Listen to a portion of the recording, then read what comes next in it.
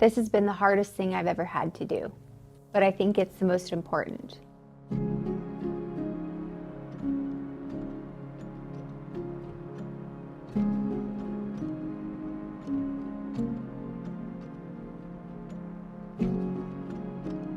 I've written a book.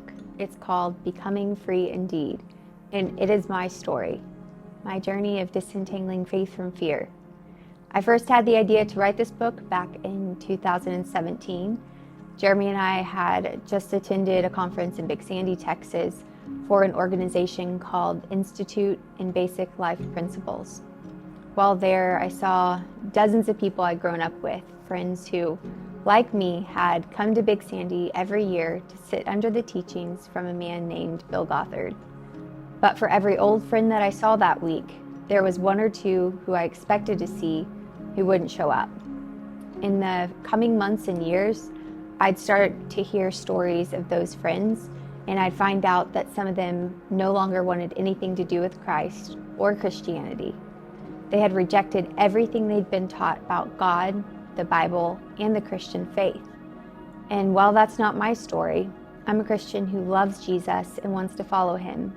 I have, like those friends, rejected much of the teaching I heard for many years. My faith is still intact, but it has changed. Instead of leaving the faith entirely, I've been disentangling it. My new book, Becoming Free Indeed, is that journey.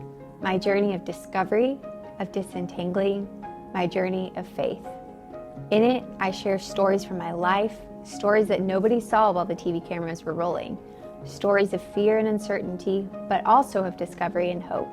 I share these stories because I want to be an encouragement to any of you who may be struggling to work through what you were taught while still loving Jesus.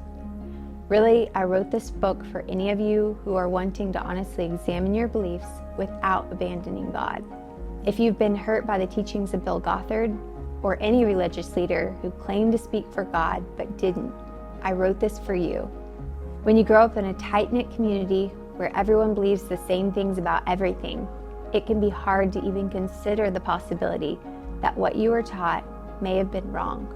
But we all need to, even if it's hard. I wish that the teachers you leaned on when you were younger pointed you to Jesus, but I know that's not always the case. And so I'm hopeful that my story can encourage you not to give up on God, to not abandon Jesus. I know that many of you do not believe the same things I do about God and the Bible. But this book is an invitation into my life so that you can see through the highs and lows, through the good and the difficult, and through the changes in what I believe and how I live, Jesus is my strength. He is worthy. I pray this book will help you to see why I follow him. While this is not the first book I've written, it has been by far the most challenging. The process has been more emotionally exhausting than I thought it would be, and it's been tough because it's so personal. And at times, I've wondered if I should even write it. But I know it's necessary, and I'm thankful God has given me the strength to finish it. I want you to know at the start of this book that it is not a tell-all about my family. This is a book about me and my spiritual journey. It is the story of my faith and how I've had to figure out what I believe and why I believe it. This is my personal theological memoir. Thanks for joining me as I tell my story.